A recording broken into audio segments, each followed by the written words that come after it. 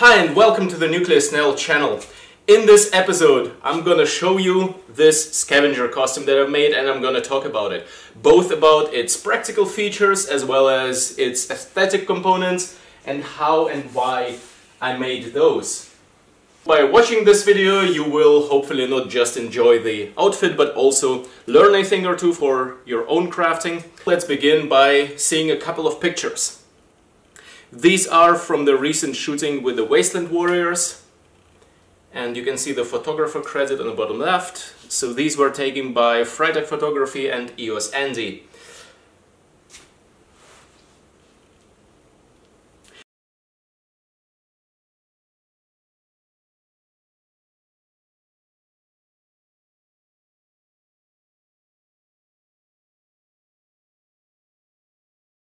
So the basic concept for this is kind of a scavenger guy in some sort of a urban environment. So basically someone whose job it is to go into some destroyed buildings, basements, unexplored bunkers, tunnels. I will just undress myself for you gradually as I remove features from this because it's really hot.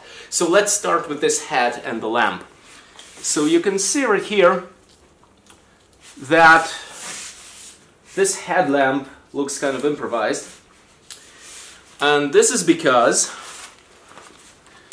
I did not have any fitting batteries for this.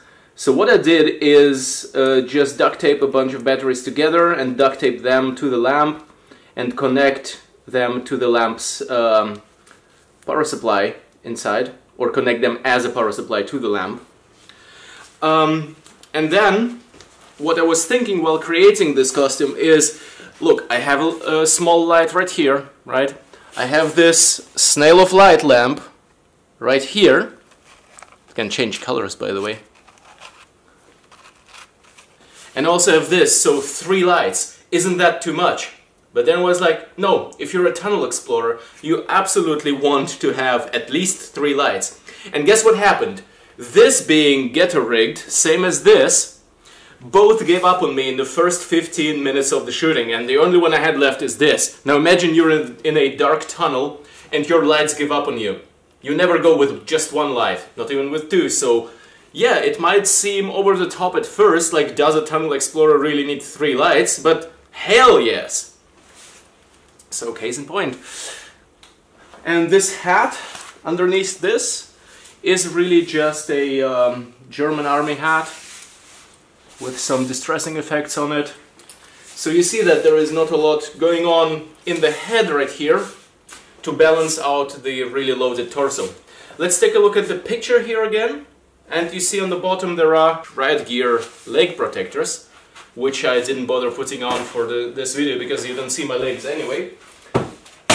And this is partially because, again, I didn't have a lot of time for this costume before the shooting, but also I think this actually looks just right, to be honest. After looking at it for a couple of times and seeing it from the overall perspective, not just from the perspective of someone who makes costumes and thus has delivered such a plain legwork. No. Overall, this balances out the loaded torso and somewhat loaded hips. So does the head work. So yeah, I could have a fancier hat and all that, but all in all, what I again like about this costume compared to some of my own other creations is that it's actually rather practical, or at least looks rather practical, like it was designed with practicability in mind. In fact, I made this harness that is on top of this leather jacket for someone else, as well as this hood and stuff, and one of the requirements that they wanted was, hey, it needs to be practical and no bling bling, which is not necessarily practical, but just there to look pretty. Like no taking like some heavy cogwheel and just wearing it as a decoration, so nothing like this going on here. So let me take off the hat, please, because it's really hot in here. And again, since it was pretty cold outside for the shooting, I've decided to go with something that's warm, so a winter hat and a winter jacket. Now, the next feature is this small shock cord for the rifle. It clips in here. I could unclip it now, I won't. and it's made from elastic bands which you can get from a construction store at least where I live. And yeah, what it does is absorb the shock when you drop your rifle. We didn't shoot with the rifles at that location because we could not have anything that looks like a firearm to not alert the general public and all that blah blah blah. But yeah, if I drop my rifle, it's elastic and that feels fantastic. So let me remove this again, because this rifle in particular is kind of heavy. So that's the shock cord. Now, people ask me a lot of times about gloves. Will I make a video about gloves? Maybe sometimes I will, but it will be similar to my video about shoes, because these are my gloves. You see just some stamps and stencils and some distressing and all. And this distressing right here on the front of the gloves, of the fingers, I didn't do it on purpose. It just happened from me wearing those gloves over the course of a couple of LARPs and festivals and shootings, and just happens. So the next big thing you will notice is this really huge ass carabiner that I got from my friends Mike Tango and Renee. Thank you very much, guys. So this one actually goes on a rope around myself, and I'm absolutely sure this is not how you use the thing at all. So this is actually from Industrial Climbers Equipment set, and it fits the character. And here we have this thing again where I'm kind of wearing it like this, and any person that does industrial climbing will tell you that's not how you use the thing at all. Even I can tell you that, because if I wear it like this, let's say I would hook myself into something and then fall, it would just break my spine in half, I presume. But anyway, for the most people who aren't industrial climbers, this still tells a story. You know, oh, he has a big carabiner here.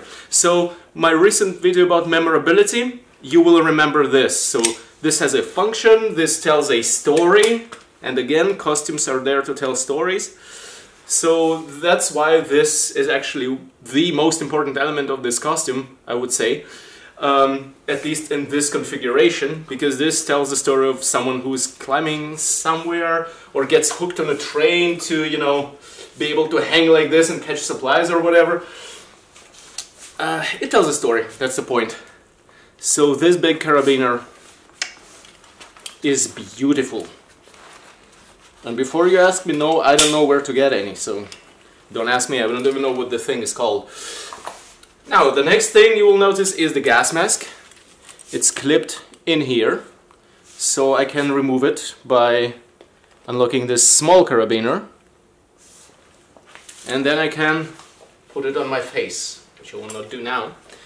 Now, I think Joe has asked me what's up with this. So the only thing that happened here is really I have shortened this part of the hose, because here is where it's screwed in into the hose that goes to the back. I will get to the back at some point. I will actually at some point take off the whole thing and show you the back detail in more detail. So yeah, this is where the gas mask connects. Just a standard gas mask hose. And it hangs around here. Next, this small orange plate right here. It was not orange at some point. I've spray painted it orange so it gives kind of a pop. I do this in a lot of works because a small piece of red or orange really gives you a nice complementary contrast. Same as I did with this small hint of blue right here. So yeah, obviously you also see this big hook on the chest right here, also from some Industrial Climbers Equipment. And this opposite side loop, it's just a bunch of loops that I took together, so they form one strong loop. This tape right here, it actually not only serves the complementary contrast purpose for a blue highlight, it also serves the purpose of this not making a lot of noise as it moves. So you can be a bit more stealthy, sneaky. Next feature, I mentioned this one already, the Snail of Light. This one is actually hooked in here.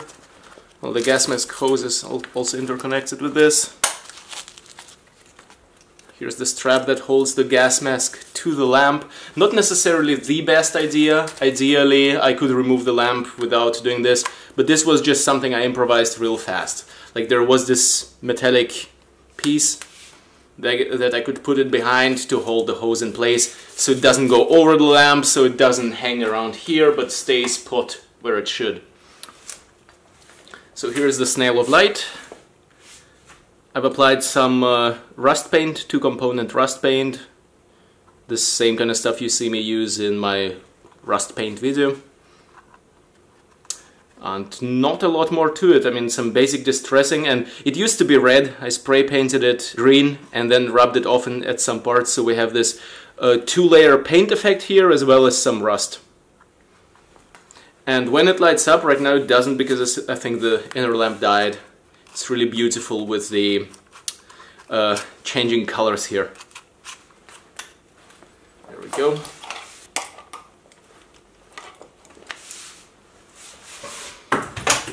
And now I'm also going to remove this carabiner. So here it is. Here is another carabiner on the other end of this rope.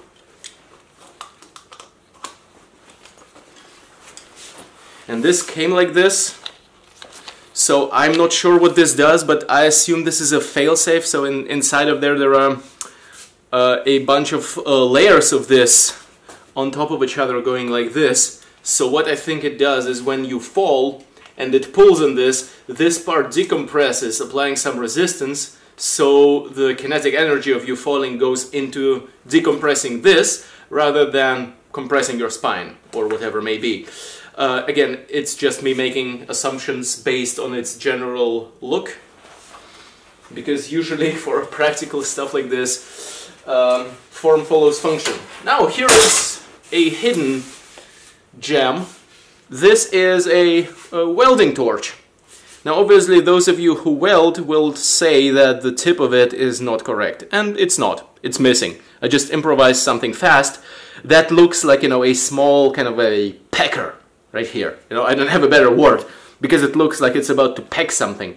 And for telling a story, that's just fine. Unless you know how welding works and this is then totally incorrect to you. I'm looking at you, Spud. You're probably like, ah, God, dude, Jesus, really with this? And anyway, to get this thing running, I would need some sort of a power supply to hook into this. Here's the other end of it. Hope you can see it.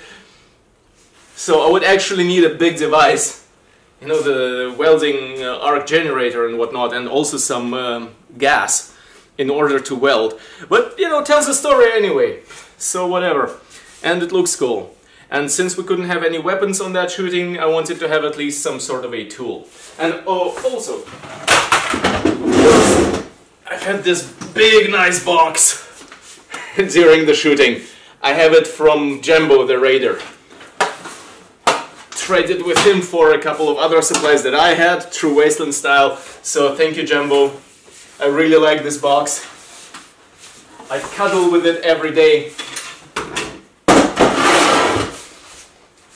Okay, so now that I've shown you most of those features, yeah, this is actually just a placeholder for a hydration hose.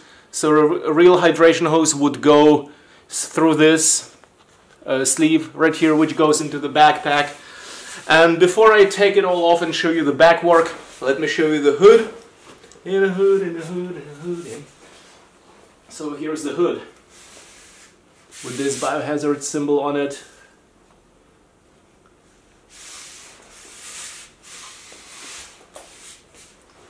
So the hood is connected to this part and the shoulders, so I think it's called a coif or a shrug, I'm not sure. I think it's a coif.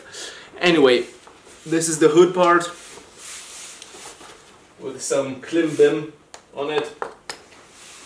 And the way I did this was take a hood from an old hoodie, distress the edge a bit, and here on top of it I've then put some rubberized fabric from some sort of a protective hazmat coat or something similar that I had. Maybe it's just a raincoat, I'm not sure. Either way, it's something that is rubberized. And then I flipped the edge of it around, did a distressed edge here, and you can see this nice yellowish effect here that looks kind of like some sort of really nasty chemical damage. That's just ink. It's kind of a concentrated ink that, you know, you use for drawing in that tone. So I did this separately from the rest of the harness because this way you can just wear it like this after you take your harness off, after a long day of LARP or whatever have you. And it still looks kind of cool, just on its own. If it folds up properly, like this, yeah. There we go, and this is just some burlap sack, potato sack, literally.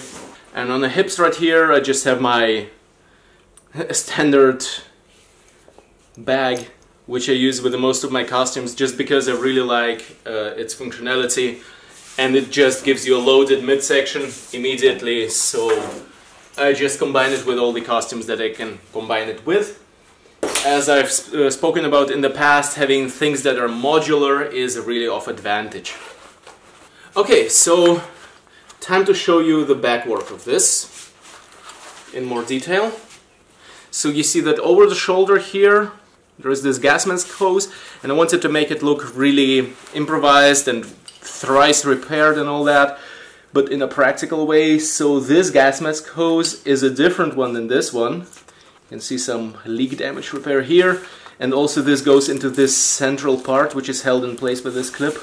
And this central part is some sort of a vacuum cleaner hose held together by some duct tape and some hose clamps right here on the shoulder.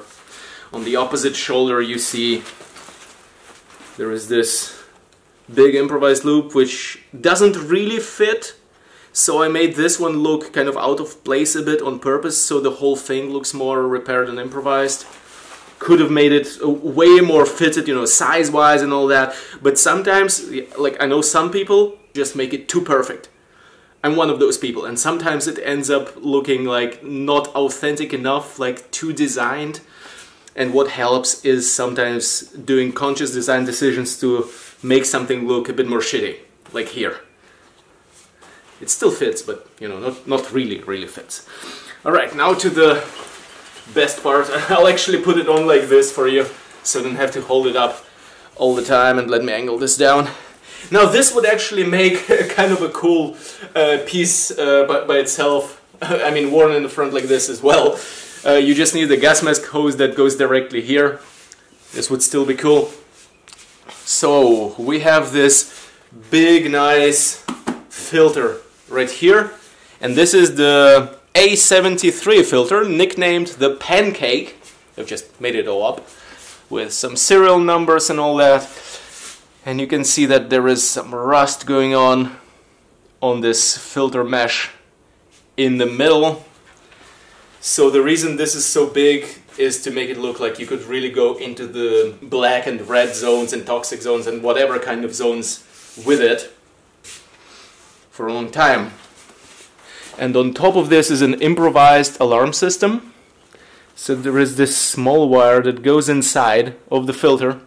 And it doesn't work for real, it doesn't do any beeping noises and whatnot, but the story behind this is like this probe, this sensor, detects any kind of compounds that the filter cannot filter out.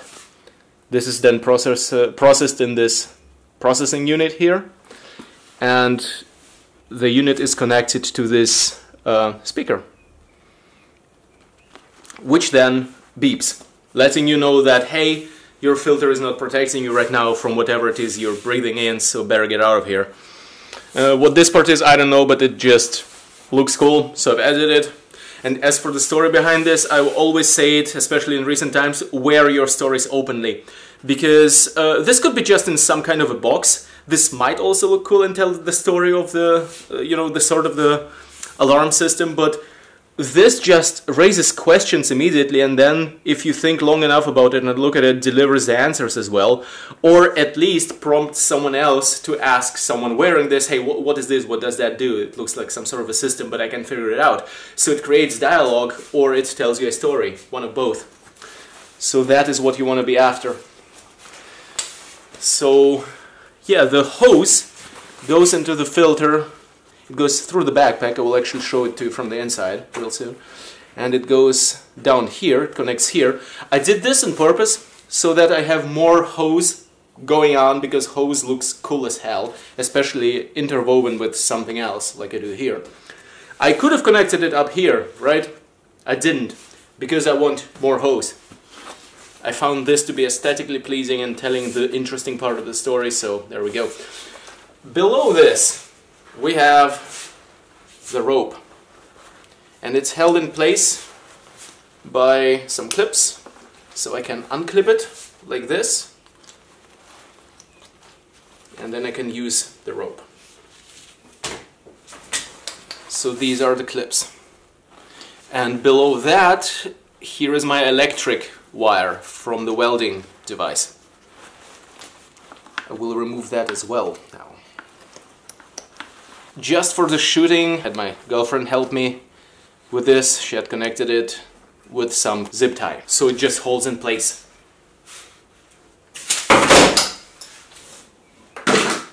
There we go. So this is how the pack is structured down here. So this clip that was just holding this electric wire in place, it opens up, and what you can do then is open the backpack like this, and H2O goes inside of that. So you drop your hydration pack in there, which I didn't for the shooting because the whole thing was heavy enough already. So you drop it in there, and then you can actually come out on top here. So your hydration pack's hose would go into this sleeve, as I mentioned before. And you can also, of course, interlace other kind of things beneath here and play around with it and attach more stuff and all that. So it looks, my goal here was to make it look kind of improvised and prepared, and at the same time like it's a constant work in progress where you can add something else, you know, make it look a bit alive. Last but not least, the way it connects to the chest, just some clips with adjustable belt. Although those aren't called clips, I think it's called something else. But either way, you can adjust the width of the chest belt, because that allows to accommodate for wearing it just over a shirt versus wearing it over a thick winter jacket, which, by the way, guys, makes a huge difference, okay? It's like about, you get like 5 sizes bigger wearing a winter jacket, in case you didn't know. So if you're making something like this for yourself, keep it in mind. Alright guys, I hope this was useful and interesting for you and gave you some ideas, and yeah, get crafting. What else can I say? Oh, I know what I can say. You can join the Nuclear Snail community group, which is the first link in the video description, to post your works, get some feedback, give some feedback to other people. I myself sometimes will also scroll through and see what you guys are making, so everyone is invited into the Nuclear Snail community group. The first link, and the second link in the video description as well, is my Patreon page. And if you are a regular viewer, then please support me on Patreon, because as a small-time YouTuber, I'm not making almost any money at all from YouTube itself. So my Patreon supporters are the ones who keep this channel going and developing, so I can make more videos for you. Okay, until the next time, hail the snail!